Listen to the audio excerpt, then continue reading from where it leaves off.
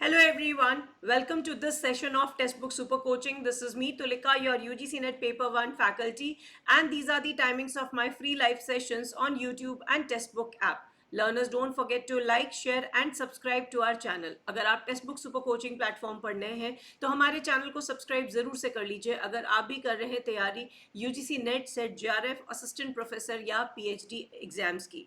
So learners for any subscription based courses आप इस number पे कांटेक्ट कर सकते हैं and for any further discounts you can use my faculty code Tulika are.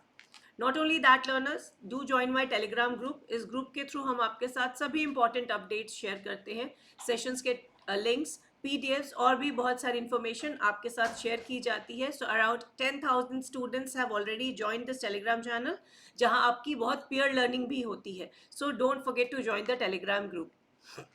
साथ ही साथ लर्नर्स आप हमारे ऐप पे भी स्टडी कर सकते हैं बिल्कुल फ्री. इस आपको करना क्या है, टेक्स्टबुक सुपर कोचिंग ऐप को करना है installed and you will be able to access to our live classes, practice session, mock test, quizzes and PDF आपको सेशंस की मिलती रहेंगी. सो इसे इंस्टॉल करना नहीं भूलिएगा. सो लर्नर्स, आज का जो हमारा सेशन है that is one shot revision of a very important unit that is teaching aptitude. So teaching aptitude जैसा कि आप जानते हैं एप्टीट्यूड बेस्ड यूनिट है. दो यूनिट्स हैं, टीचिंग और रिसर्च, जो कि खासा इस पर्टिकुलर एग्जाम के लिए, यूजीसी नेट एग्जाम के लिए काफ़ी इंपॉर्टेंट है.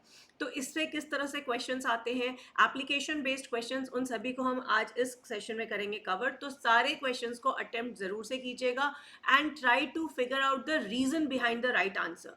कि कोई भी ऑप्शन अगर सही है तो क्यों है, उसके पीछे लॉजिक क्या है, ये भी पता होना बहुत ज़रूरी है. Learners, I would like to tell all of you कि ये जो हमारा सेशन है that has been designed keeping in mind UGC PhD net JRF June 2024 exam, जो अपकमिंग जून 24 का एग्जाम है, उसको ध्यान में रख के हमने यहाँ पे सारे क्वेश्चंस को सिलेक्ट किया है. So everybody start answering and the first question is this one. The process of finding out students' progress based on their earlier work. तो बहुत बार ऐसा होता है कि हम बच्चों की प्रोग्रेस को उनके पहले वर्क से कंपेयर अगर करते हैं, और इस प्रक्रिया को क्या कहा जाता है. So which kind of test do we call. छात्रों की प्रगति का पता लगाने की प्रक्रिया उनके पहले के काम के आधार पर, कि भाई पहले वो इतना स्कोर कर रहे थे, अब वो इतना स्कोर कर रहे हैं. सो क्या ग्राफ रहा है, what has been the progress, कौन सा टेस्ट यूज करते हैं. Options are ipsative, normative, criteria reference test जिसको हम सीआरटी भी कहते हैं, या प्रोग्नोस्टिक टेस्ट. तो जैसा कि हमने देखा है कि इप्सैटिव हमें out of the two compare करके मोस्ट अप्रोप्रिएट पिक करना होता है. साथ ही साथ अगर हम ओवरऑल साइकोलॉजी में बात करें तो जितने भी हमारे इप्सैटिव मेजर्स होते हैं वहाँ हम दो या दो से ज़्यादा कोई भी डिज़ायरेबल अगर ऑप्शंस है तो उसमें से हम एक मोस्ट प्रेफर्ड वन को पिक करते हैं. मगर when we talk about students progress, तो अगर हम इप्सैटिव टेस्टिंग की बात करते हैं एजुकेशनल कंटेक्स्ट में, इसका सोल पर्पस ये रहता है कि हम एक इंडिविजुअल की प्रोग्रेस को ट्रैक करना चाहते हैं और हम ये देखना चाहते हैं कि उनके प्रीवियस परफॉर्मेंस से उनका अब परफॉर्मेंस कैसा हुआ है. तो इप्सैटिव को दो कंटेक्स्ट में लिया जाता है. एक साइकोलॉजिकल एस्पेक्ट में जहाँ फोर्स चॉइस करके मोस्ट अप्रोप्रिएट ऑप्शन को पिक करवाना होता है, और दूसरा रहता है अपने ही पहले काम से कंपेयर करके प्रोग्रेस को चेक करना. सो उसे हम इप्सैटिव टेस्ट कहते हैं. तो इप्सैटिव का दोनों मीनिंग आपको क्लियर होना चाहिए. Next is name the term used in educational measurement. It is the difference in assessment outcome measured in standard deviation or standard error unit. So थोड़ा डिफरेंट सा क्वेश्चन है, उतना टफ है नहीं जितना टफ सुनने में लग रहा है. बेसिकली हम यहाँ एजुकेशनल मेजरमेंट के कंटेक्स्ट में एक बात कर रहे हैं. ठीक है, शैक्षणिक अभ्यास में किसी दिए गए परिवर्तन से लाभ के परिमाण का वर्णन करने के लिए अवधारणा का क्या नाम है. सो इसे हम यहाँ पे डिफरेंस ये देखना चाह रहे हैं कि जो हमारा असेसमेंट का आउटकम होगा उसको हम अगर स्टैंडर्ड डेविएशन के कंटेक्स्ट में मेजर करें तो क्या हम किस चीज़ के बारे में बात करते हैं. तो जैसे अगर आप लोगों ने, मैंने रिसर्च में आप लोगों को स्टैंडर्ड डेविएशन एसडी का कंसेप्ट बताया है. एसडी का क्या मतलब होता है कि जो आपका मीन है या जो भी आपका वैल्यूज़ है किसी भी ग्रुप में जो ऑब्जर्वेशन का वैल्यूज है वो मीन से कितना डेविएटेड है। हर एक वैल्यू आपका स्टैंडर्ड डेविएशन ये बताता है कि वो मीन से कितना डेविएटेड है, that is your standard deviation. तो कुछ हम यहाँ पे असेसमेंट आउटकम के कंटेक्स्ट में इसको समझने की कोशिश करेंगे, और इसके लिए जो सही टर्म यूज होता है वो होता है इफेक्ट साइज। इस कंसेप्ट को थोड़ा समझ लीजिए। इफेक्ट साइज ये नाम है एक ऐसे कंसेप्ट को समझाने का कि कितना हमें गेन्स होगा, मतलब मैग्नीट्यूड ऑफ गेन्स, कितना हमें गेन्स होगा अगर हम किसी एजुकेशनल प्रैक्टिस में किसी तरह का बदलाव लाते हैं। से फॉर एग्जांपल अगर हम कोई ट्रेडिशनल तरीके से बच्चों को पढ़ा रहे हैं और अब हमने यहाँ कोई नया मेथड को ऐड किया है, तो इस नया मेथड से इस ट्रेडिशनल मेथड्स को जो हमने रिप्लेस करके नया मेथड ऐड किया है, इससे हमें जो गेन्स होंगे, जो फर्क आएगा वो कितना आएगा। सो बेसिकली इफेक्ट साइज उसी को कहा जाता है जो कि ये बताता है कि कितना चेंज आया, कितना गेन्स हुआ एजुकेशनल प्रैक्टिस में, और हम इसके आधार पर इस पर्टिकुलर नए मेथड को प्रिडिक्ट कर सकते हैं कि हम अगर यही प्रैक्टिस करते रहे तो कितना इम्प्रूवमेंट हमें देखने को मिलेगा। तो ये है कंसेप्ट ऑफ इफेक्ट साइज, जो अगर आप लोग को नया है आपके लिए कंसेप्ट, तो ज़रूर से नोट कर लीजिएगा। प्लूरलिज्म आई बिलीव हमने पढ़ रखा है। आर्ग्यूमेंटेशन को भी मैं समझा दूं।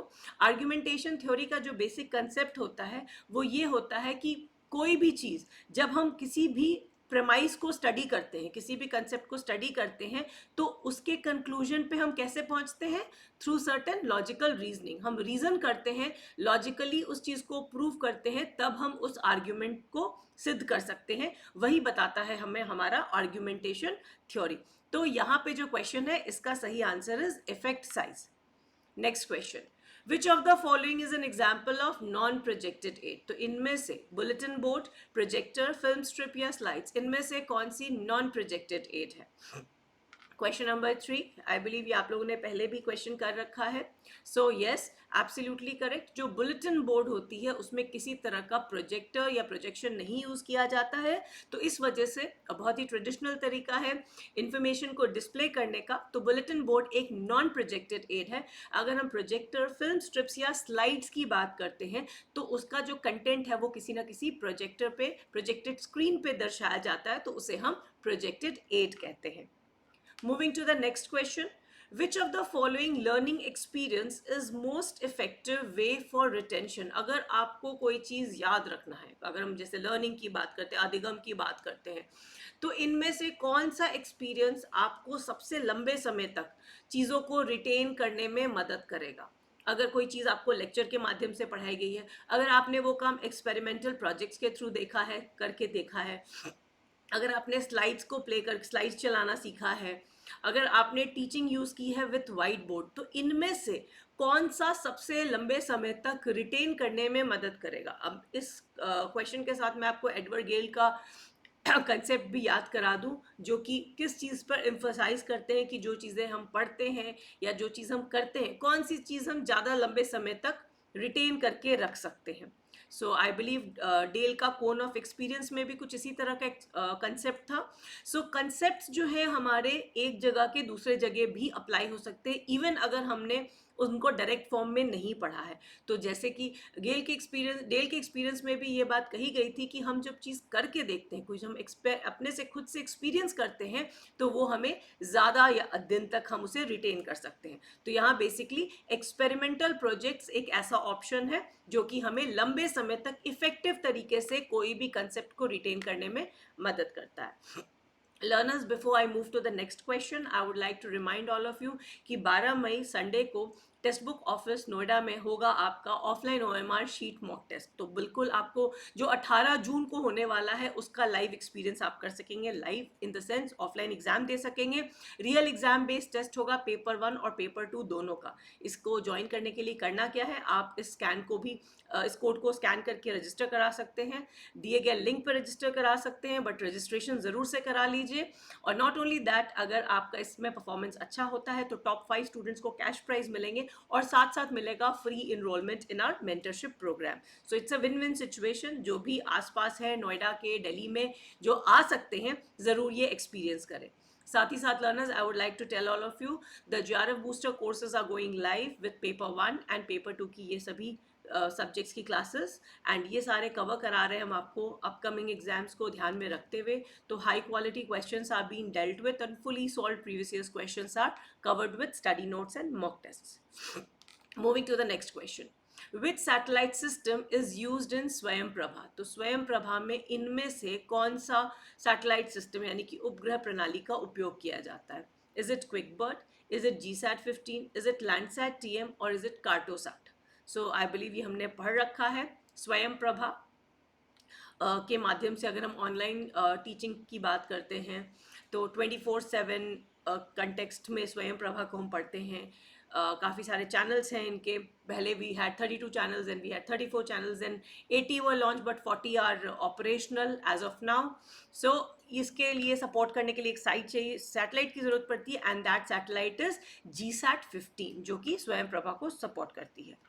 साइन लैंग्वेज, हमने अक्सर सुना है कि साइन लैंग्वेज को हम यूज़ करते हैं डिफरेंटली एबल्ड चिल्ड्रन के लिए या स्पेशली एबल्ड चिल्ड्रन के लिए. किस category of differently abled children के लिए हम साइन लैंग्वेज यानी कि सांकेतिक भाषा का प्रयोग करते हैं? सो ये these are your options. Hearing disabled, visual disabled, locomotor disabled और लैंग्वेज डिजेबल्ड. किसके केस में हम आइडियली साइन लैंग्वेज का प्रयोग करते हैं? Yes. And the correct answer is hearing disabled, right. तो साइन लैंग्वेज क्या है? एक विजुअल लैंग्वेज है जिससे वो पर्सन को दिखाते हैं जो सुन नहीं सकते मगर देख सकते हैं, राइट. तो यहाँ पे साइन लैंग्वेजेस में हैंड्स का यूज़ किया जाता है, फिंगर्स का यूज़ किया जाता है बातों को कम्युनिकेट करने के लिए, क्योंकि अदरवाइज उनकी हियरिंग कैपेसिटी खत्म हो चुकी होती है. सो साइन लैंग्वेज ज़्यादातर अलग अलग, चूँकि हियरिंग लॉस के भी बहुत लेवल्स होते हैं, स्टार्ट करते हुए एंड तक पूरे मेजर इम्पेयरमेंट तक, माइनर हियरिंग लॉस केसेस में भी कई बार साइन लैंग्वेज का उपयोग किया जाता है ताकि हम चीज़ों को समझा सकें. Next question. Students direct participation in classroom communication helps in developing what? अगर कक्षा संचार में छात्रों की सीधी भागीदारी होती है तो वो किस चीज़ के विकास में मदद करेगी? Self esteem, class performance, hands on experience, all of the above. तो अगर कोई बच्चा क्लास में पार्टिसिपेट करता है, क्लासरूम कम्युनिकेशन एक्टिविटीज़ में पार्टिसिपेट करता है, तो क्या चीज़ डेवलप होगा? सो ऑब्वियस सी बात है, ये सारी चीज़ें, चाहे हम आत्मसम्मान की बात करें, कक्षा प्रदर्शन की बात करें, हस्त आधारित गतिविधि की बात करें, ये सभी चीज़ें इसमें डेवलप करने में मदद करेगी. Which of the following is a dynamic approach to teaching? इनमें से अगर कहा जाए, टीचिंग की बहुत सारे मेथड्स और अप्रोचेस होते हैं, मगर इनमें से अगर देखा जाए सबसे ज़्यादा क्रियाशील दृष्टिकोण, सबसे ज़्यादा डायनामिक अप्रोच कौन सी है?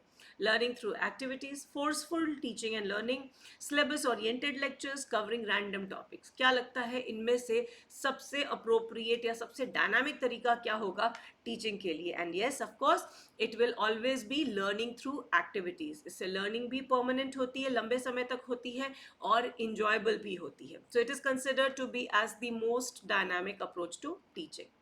सो learners, here we have types of evaluation जिनको अब्रीविएटेड फॉर्म में लिखा गया है, और यहाँ है इसका डिस्क्रिप्शन. तो आपको लिस्ट 1 और लिस्ट 2 जो कि इंग्लिश और हिंदी दोनों में है, इसको आपको मैच करना है और उसके बाद आपको सिलेक्ट करने हैं options. Yes everyone.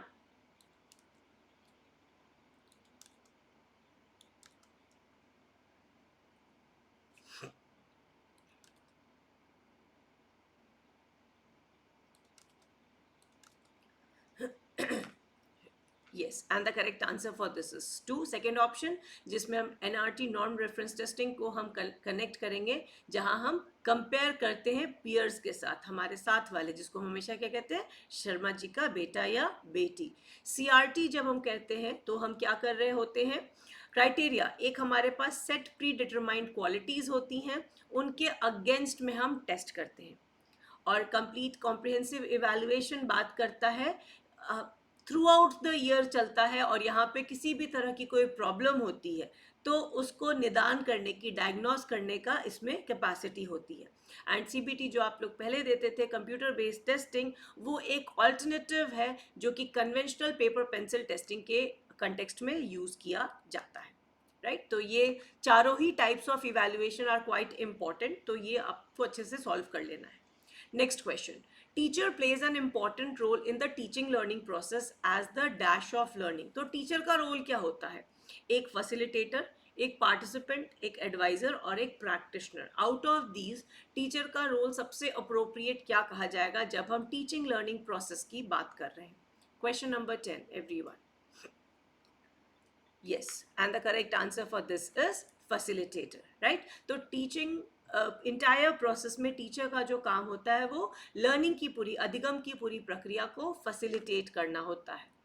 Next, leading a group means creating environment in which all members can contribute according to their abilities. तो मान लीजिए एक ऐसा समूह है जहाँ पे सभी कोई सीख रहे हैं, अधिगम की प्रक्रिया हो रही है।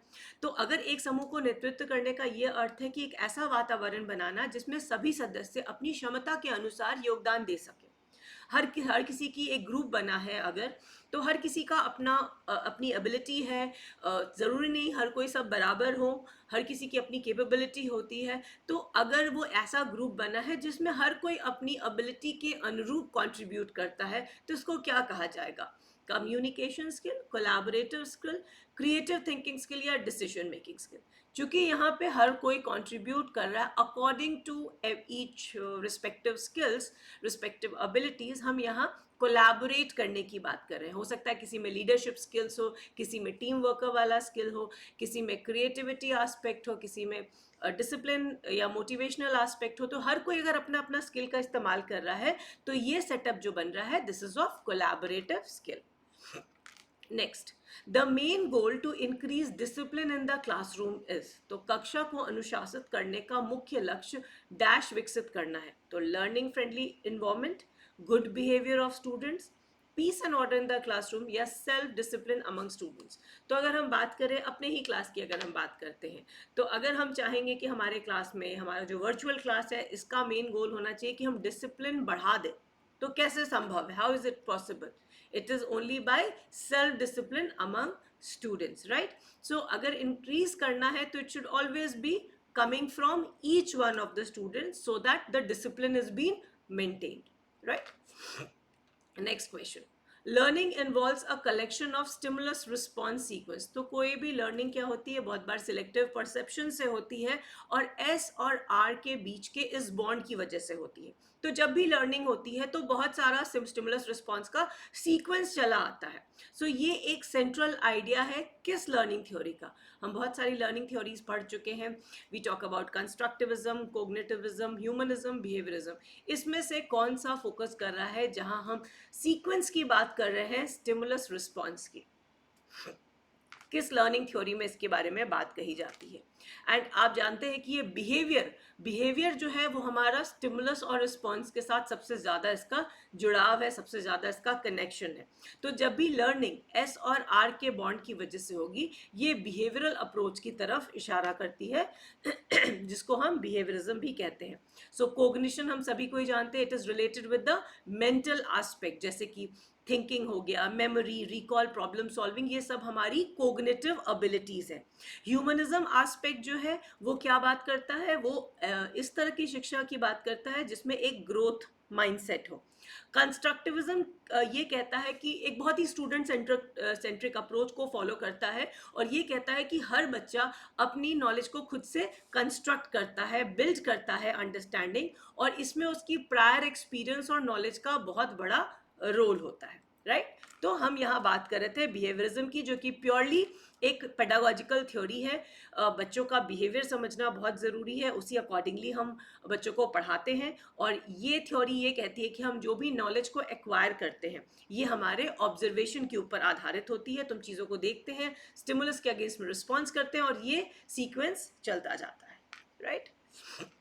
Next question, the two most important characteristics of standardise tester. अगर कोई भी टेस्ट को हमने स्टैंडर्डाइज करना है तो इसके दो ऐसे अट्रीब्यूट है जिनको हम इग्नोर नहीं कर सकते हैं।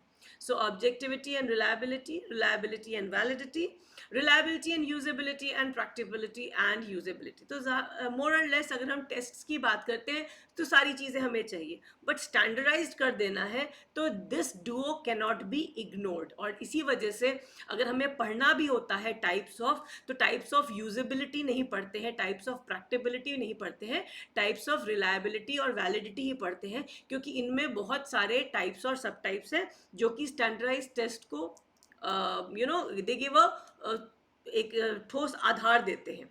तो रिलायबिलिटी और वैलिडिटी दो ऐसे इंपॉर्टेंट कैरेक्टरिस्टिक्स है जो कि एक स्टैंडर्डाइज्ड टेस्ट में होने ही चाहिए। The qualitative judgment about a teaching media can takes place through, अगर हम किसी एक टीचिंग माध्यम की बात करें, शिक्षण मीडिया के बारे में बात करें और उसके बारे में अगर हम गुणात्मक निर्णय, मतलब एक क्वालिटेटिव जजमेंट अगर हमें लेना है, तो qualitative judgement is the key word. तो कैसे लेंगे? अब क्वांटिटेटिव रहता तो कुछ और रहता, हम यहाँ क्वालिटेटिव बात कर रहे हैं। तो is it a measurement, is it an evaluation, interpretation या डिस्क्रिप्शन? तो मैंने आप लोगों को जब पढ़ाया है ये कंसेप्ट, तो I have already told you कि जब हम मार्क्स की बात करते हैं, it's a kind of assessment, right? Marks आपको असेस करते हैं क्वांटिटेटिव टर्म्स में, बट इवैल्यूएशन आपको एक ओवरऑल होलिस्टिक अंडरस्टैंडिंग देता है क्वालिटेटिव जजमेंट्स के कंटेक्स्ट में। So evaluation is a wholesome concept और उसको हम क्वालिटेटिव जजमेंट के लाइंस पे समझते हैं। Next is you have certain behavioural teaching competencies and उसके डिस्क्रिप्शन, आपको इसके साथ मैच करना है। क्वेश्चन आपको इंग्लिश और हिंदी दोनों में दिखेगा। सो यहाँ हम बात कर रहे हैं concepts of instructing, communicating, managing, monitoring. So optimizing on task and minimizing off task, watching groups, behaviors and pace, reacting quickly, using methods and activities by the teacher to promote learning, transmitting thoughts and ideas verbally and non-verbally. तो किस case में क्या होता है?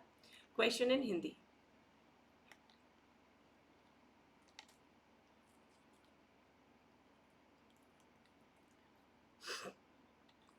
Yes, try to make the right combinations. And the correct combination is option number 3, which says instructing की जब हम बात करते हैं इंस्ट्रक्टिंग की बात करते हैं तो हम वो मेथड और एक्टिविटी का यूज़ करते हैं जो कि लर्निंग को प्रमोट करते हैं। Instructing is nothing but basically classroom teaching, जिसको हम इंस्ट्रक्शन कहते हैं, राइट? कम्युनिकेटिंग इज जब हम अपनी बातों को, अपने थॉट्स को, अपने आइडियाज़ को ट्रांसमिट करते हैं, चाहे वर्बली या नॉन वर्बली, हम दूसरे तक पहुंचाने का काम करते हैं।